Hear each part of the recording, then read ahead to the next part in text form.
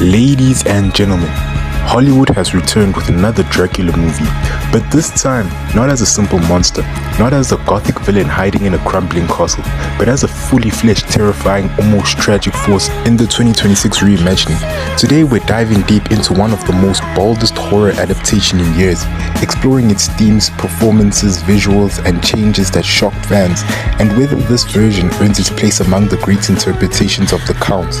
Welcome to my channel, and if you're new here, like, subscribe, and turn on the notifications. If you're not, just sit and enjoy, and let's talk Dracula.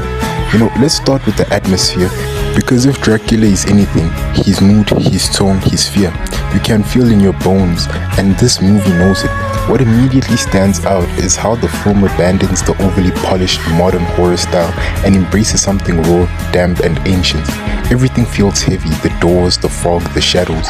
The opening 15 minutes in the castle, absolutely stunning.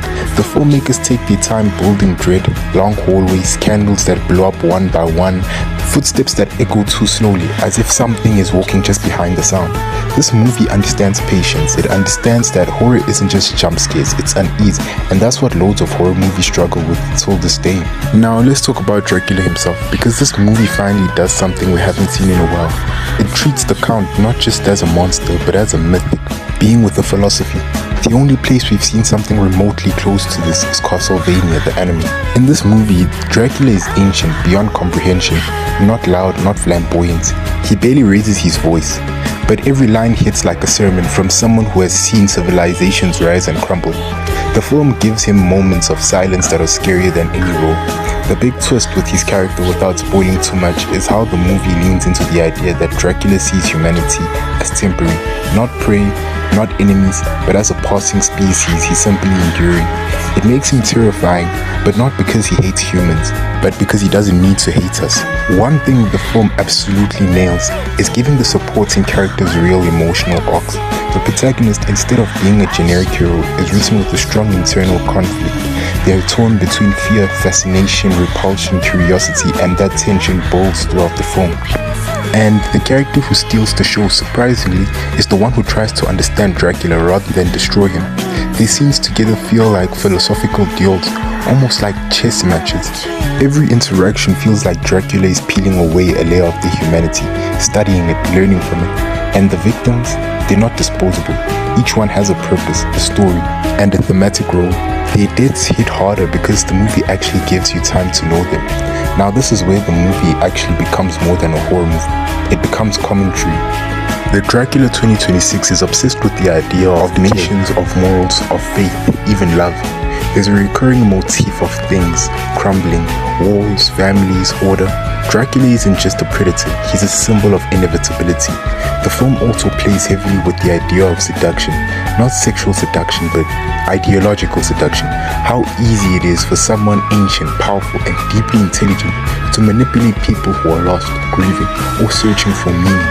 One of the best scenes is when Dracula questions whether humans are truly alive or just surviving. It's chilling because it reflects modern anxieties: burnout, loneliness, meaninglessness, desperation for connection. The movie hits these themes hard without being preachy. Everything is woven naturally into dialogue and visuals. Let's talk technicals, because the film is gorgeous in a very unsettling way. The cinematography combines modern clarity with gothic framing. Shadows are used like characters. They move with intention. The character design for Dracula's transformation is grotesque but elegant, like a nightmare with a sense of royalty. The sound design is maybe the movie's biggest secret weapon. There are moments where a quiet breath is scarier than a scream. The soundtrack blends classical strings with distorted whispers, creating an atmosphere that feels haunted even in daylight. And the finale, visually spectacular. If you watch the movie for nothing else, watch it for that last 10 minutes. And now, the big question: is Dracula 2026 worth your time? Absolutely, especially if you're tired of horror movies that rely on cheap tricks. Philosophically rich interpretation of one of literature's most iconic monsters. It's scary not because it shocks you, but because it gets inside your head. It's emotional not because it forces drama, but because it shows people what fear does to people. And it's memorable because it respects the legend while reimagining him for a new generation.